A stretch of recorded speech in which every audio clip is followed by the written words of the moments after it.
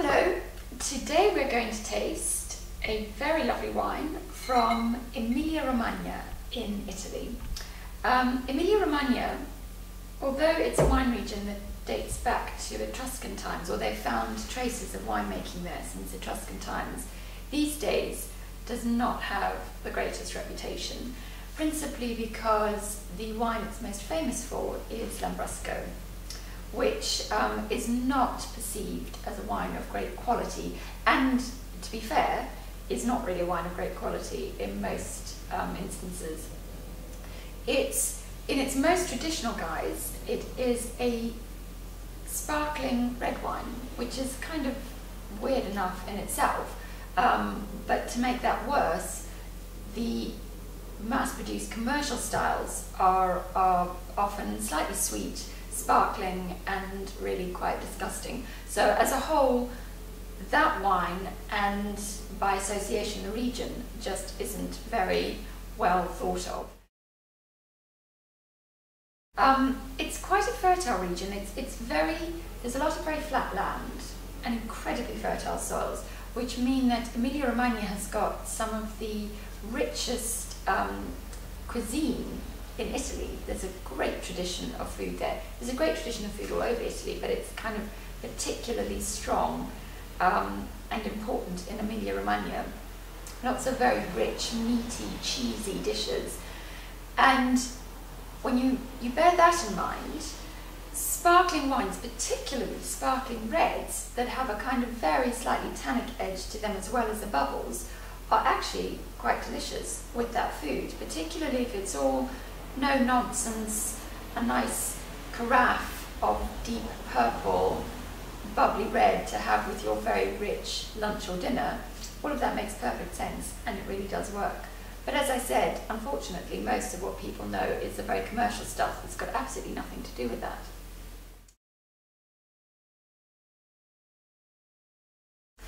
Having said all of that, the wine that we're going to try today is not actually a sparkling red, it's a sparkling white.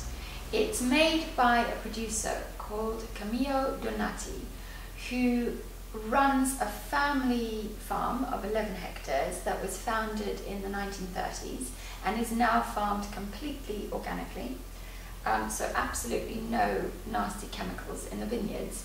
He's very famous for his Lambrusco, but what we're tasting today is actually his sparkling white, made from Trebbiano, and not the posh Trebbiano either.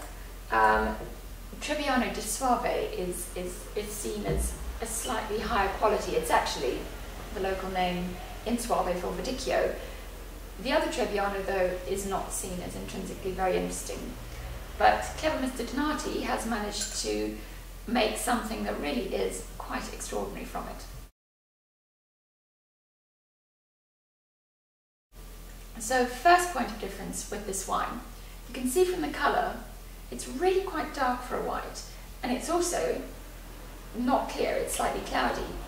The darkness comes from the fact that this is fermented with the skins, which is very unusual for white. It's actually even more unusual for a white that's going to be turned into sparkling, because generally sparkling is supposed to be a thing of great finesse and elegance. And if those are your two watchwords, you don't want skins, because they add more texture, they add, well, some people think they often add a coarseness to it, but there's certainly no coarseness in this wine. So fermented with skins for extra texture and viscosity and flavour. This is then re-fermented in bottle, which is very unusual for an Italian wine. Most Italian sparkling, not all, but most, does not have any bottle fermentation, which is of course the traditional champagne method. This one does though. It's not fined, it's not filtered, so there's absolutely no kind of fiddling with it or messing around with it. It's fermented on the skins first, put in bottle and re-fermented, and then pretty much sent out into the world. You chill it down, not too much because that would really take away the flavours, open it and serve it.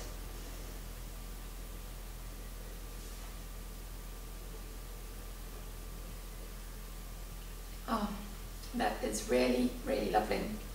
It's got a huge amount of texture. There's a kind of viscosity to it. It's something quite thick about it, actually. That doesn't sound very delicious, but trust me, it is. You can really feel this wine in your mouth. It doesn't slip down unnoticed.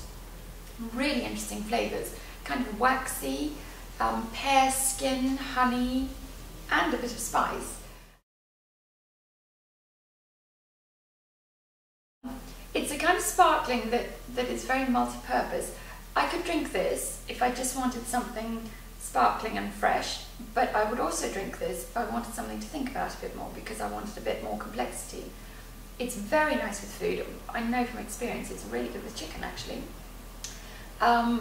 And because it's slightly richer, I don't think this is exclusively a summertime sparkling. I could drink it all year round.